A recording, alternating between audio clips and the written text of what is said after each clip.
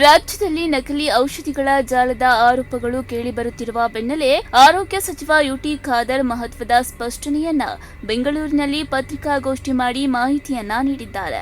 ರಾಜ್ಯದ ಯಾವುದೇ ಸರ್ಕಾರಿ ಆಸ್ಪತ್ರೆಗಳಿಗೆ ನಕಲಿ ಅಥವಾ ಕಳಪೆ ಗುಣಮಟ್ಟದ ಔಷಧಿಗಳನ್ನು ಸರಬರಾಜು ಮಾಡಿಲ್ಲ ಎಂದು ಅವರು ತಿಳಿಸಿದ್ದಾರೆ. ಸಾರ್ವಜನಿಕರ ಆರೋಗ್ಯದ ವಿಚಾರದಲ್ಲಿ ಸರ್ಕಾರ ಯಾವುದೇ ರಾಜಿ ಮಾಡಿಕೊಳ್ಳುವುದಿಲ್ಲ. ಒಂದು ವೇಳೆ ಸರ್ಕಾರಿ ಆಸ್ಪತ್ರೆಗಳಿಗೆ ನಕಲಿ ಮಾತ್ರೆ ಅಥವಾ ಔಷಧಿ ಪೂರೈಕೆಯಾಗಿರುವುದು ಪತ್ತೆಯಾದರೆ ಸಂಬಂಧಪಟ್ಟ ಏಜೆನ್ಸಿಗಳು ಮತ್ತು ತಪ್ಪಿತಸ್ಥರ ವಿರುದ್ಧ ಕಠಿಣ ಕಾನೂನು ಕ್ರಮ ಕೈಗೊಳ್ಳುವುದಾಗಿ ಸಚಿವರು ಭರವಸೆ ನೀಡಿದ್ದಾರೆ. ಸರ್ಕಾರಿ ಆಸ್ಪತ್ರೆಗೆ ಎಲ್ಲಿ ಆಗಿದೆ ಅಂತೆಲ್ಲ ಒಂದು ಮಾಹಿತಿ ಬಂದ ತಕ್ಷಣ ತನಿಖೆ ನಡೆಸ್ತಾ ಇದ್ದಾರೆ. ನಿಮಗೂ ಅಷ್ಟು ಸುಲಭ ಇಲ್ಲ ಏನು ತಿಳ್ಕೊಂಡು ತನಿಖೆ ನಡೆಸ್ತಾ ಇದ್ದಾರೆ.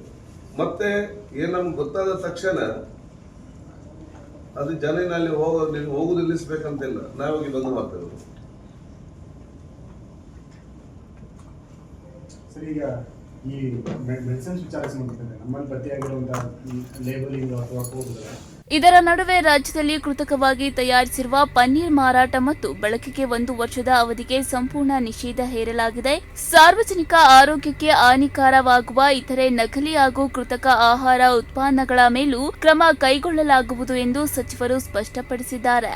ಇನ್ನೊಂದೆಡೆ ನಕಲಿ ಔಷಧಿ ಜಾಲದ ವಿರುದ್ಧ ವಿಶೇಷ ತನಿಖಾ ತಂಡ ತನಿಖೆ ತೀವ್ರಗೊಳಿಸಿದೆ. ಔಷಧ ನಿಯಂತ್ರಣ ಇಲಾಖೆಯ ಅಧಿಕಾರಿಗಳು ರಾಜ್ಯಾದ್ಯಂತ ದಾಳಿ ನಡೆಸುತ್ತಿದ್ದು ಅಕ್ರಮ ಚಟುವಟಿಕೆಗಳಿಗೆ ಕಡಿವಾಣ ಹಾಕಲು ಕ್ರಮ ಕೈಗೊಳ್ಳುತ್ತಿದ್ದಾರೆ. ಆದರೆ ನಕಲಿ ಔಷಧಿಗಳನ್ನು ಗುರುತಿಸುವುದು ಈಗ ದೊಡ್ಡ ಸವಾಲಾಗಿದೆ. ಅಸಲಿ ಔಷಧಿಗಳಂತೆಯೇ ಪ್ಯಾಕಿಂಗ್, ಲೇಬಲಿಂಗ್ ಮತ್ತು ಬ್ಯಾಚ್ ವಿವರಗಳನ್ನ ನಕಲು ಮಾಡುತ್ತಾ ಇರೋದ್ರಿಂದ ಸಾಮಾನ್ಯ ಪರಿಶೀಲನೆಯಿಂದ ನಕಲಿ ಉತ್ಪನ್ನ ಪತ್ತೆ ಹಚ್ಚುವುದು ಕಷ್ಟವಾಗಿದೆ.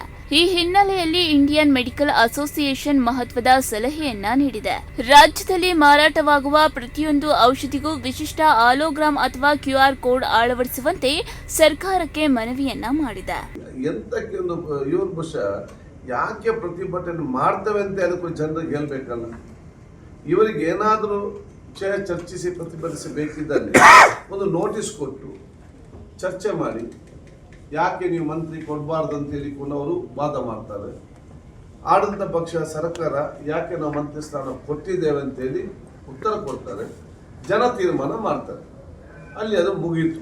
ಮತ್ತೆ ಬೇರೆ ಸಬ್ಜೆಕ್ಟ್ ನಾವು ಮುಂದೆ ತಗೊಂಡು ಹೋಗ್ಬೋದು. ಇವರು ನೋಟಿಸು ಕೊಡೋದಿಲ್ಲ, ಚರ್ಚೆ ಮಾಡಲಿಕ್ಕೆ ಬಿಡೋದಿಲ್ಲ, ನಮ್ಮನ್ನು ಜನರ ಪರವಾಗಿ ಕೆಲಸ ಮಾಡಲಿಕ್ಕೆ ಕೂಡ ಬಿಡೋದಿಲ್ಲ. ಮತ್ತೆ ಏನು ಮಾಡಬೇಕು? ಹಾಗಾದ್ರೆ ಪ್ರತಿಪಕ್ಷದವರಿಗೆ ಒಂದು ಸಾಮಾಜಿಕವಾದ ಜವಾಬ್ದಾರಿ ಇಲ್ವಾ?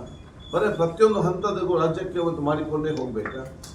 ನಾಗೇಂದ್ರ ಅವರಿಗೆ ಯಾವಾಗ ಅವತ್ತು ಅವ್ರ ಇಲಾಖೆಯಲ್ಲಿ ಕೆಲವೊಂದು ಇಂತಹ ಡಿಜಿಟಲ್ ಗುರುತು ವ್ಯವಸ್ಥೆ ಜಾರಿಯಾದ್ರೆ ಗ್ರಾಹಕರು ಮತ್ತು ಔಷಧ ಮಾರಾಟಗಾರರು ಔಷಧದ ಅಸಲಿತನವನ್ನ ಸುಲಭವಾಗಿ ಪರಿಶೀಲಿಸಬಹುದು. ಜೊತೆಗೆ ಔಷಧ ತಯಾರಿಕೆಯಿಂದ ರೋಗಿಯ ಕೈ ಸೇರುವವರೆಗೆ ಸಂಪೂರ್ಣ ಪೂರೈಕೆ ವ್ಯವಸ್ಥೆಯ ಮೇಲೂ ನಿಗಾ ಇಡಲು ಸಾಧ್ಯವಾಗಲಿದೆ. ಬೋಸಮ್ಮ, ಪ್ರಗತಿ ಟಿವಿ, ಬೆಂಗಳೂರು.